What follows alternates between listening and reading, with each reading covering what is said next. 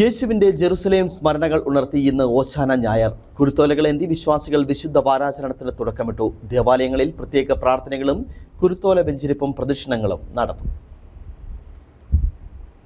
ഈസ്റ്ററിന് മുമ്പുള്ള ഞായറാഴ്ചയാണ് ഓശാന ആചരിക്കുന്നത്. ഓശാന എന്ന വാക്കിന് ഞങ്ങളെ രക്ഷിക്കണമെന്നാണ് അർത്ഥം. ഓശാന പെരുന്നാളിന് കുരുത്തോല പെരുന്നാൾ എന്നു പറയും. ഓശാന ഞായർ ക്രിസ്തുമത വിശ്വാസികളെ സംബന്ധിച്ചിടത്തോളം വലിയ നോമ്പിലെ ഏറ്റവും പ്രധാനപ്പെട്ട ആഴ്ചയാണിത്. കഷ്ടാനുഭവ ആഴ്ച അഥവാ വിശുദ്ധ വാരം എന്നാണ് അറിയപ്പെടുക. കഷ്ടാനുഭവ ആഴ്ചയുടെ തുടക്കം കുറിക്കുന്നത് ഓശാന ഞായറാഴ്ചയോടെയാണ്. ലോകമെമ്പാടുമുള്ള ക്രൈസ്തവർ ഭക്തി നിർഭരമായി ആഘോഷിക്കുന്ന ദിവസം കൂടിയാണിത്. കഷ്ടാനുഭവ ആഴ്ച അഥവാ വിശുദ്ധ വാരത്തിന്റെ ആദ്യ ദിനമാണ് ഓശാന ഞായർ. സഭയുടെ ആരാധന ക്രമം അനുസരിച്ച് ഈസ്റ്ററിന് മുമ്പുള്ള ഞായറാഴ്ചയാണ് ഓശാന ആചരിക്കുന്നത്. യേശു തന്റെ പീഡാനുഭവങ്ങൾക്കും രക്ഷാകരമായ കുരിശും മരണത്തിനും മുൻപായി രാജകീയ പ്രതാപത്തോടെ ജെറുസലേമിലേക്ക് പ്രവേശിച്ചതിന്റെ സ്മരണയായാണ് ഓശാന ആഘോഷിക്കുന്നത്. ഓശാന പെരുന്നാളിന് കുരുത്തോലകളും പൂക്കളുമായാണ് ആളുകൾ പള്ളിയിൽ പോകുന്നത്. പുരാതന കാലത്ത് ഈന്തപ്പന ഓലകൾ ആയിരുന്നു ഉപയോഗിച്ചിരുന്നത്. കേരളത്തിൽ തെങ്ങിന്റെ ഓലയാണ് കുരുത്തോലയായി നൽകുന്നത്. പള്ളികളിൽ വെഞ്ചരിച്ച അല്ലെങ്കിൽ പ്രാർത്ഥിച്ച ഈ കുരുത്തോലകൾ വിശ്വാസികൾ വീടുകളിൽ സൂക്ഷിക്കും. കത്തോലിക്ക സഭ വിശ്വാസികൾ അത്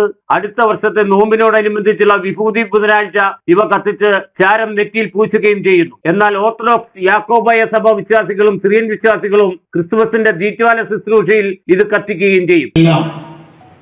ആത്മീയമായ ഒരുക്കത്തിന്റെ ഒക്കെ കാലഘട്ടമാണ്.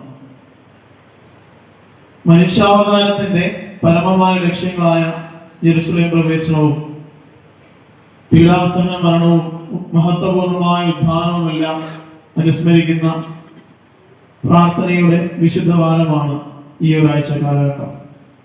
ഏവർക്കും ഓശാന തിരുനാളിന്റെ മംഗളങ്ങൾ ഏറെ സ്നേഹത്തോടെ ആശംസിക്കുന്നു. ഹൈറേഞ്ചിൽ നിന്ന് വിവിധ പള്ളികളിൽ കുരുത്തോല പെരുന്നാൾ ആചരണം നടന്നു. കുരുത്തോലകളുമായി പള്ളികൾക്ക് ചുറ്റും പ്രദക്ഷിണവും നടന്നു. Idukki vision news Upputhara.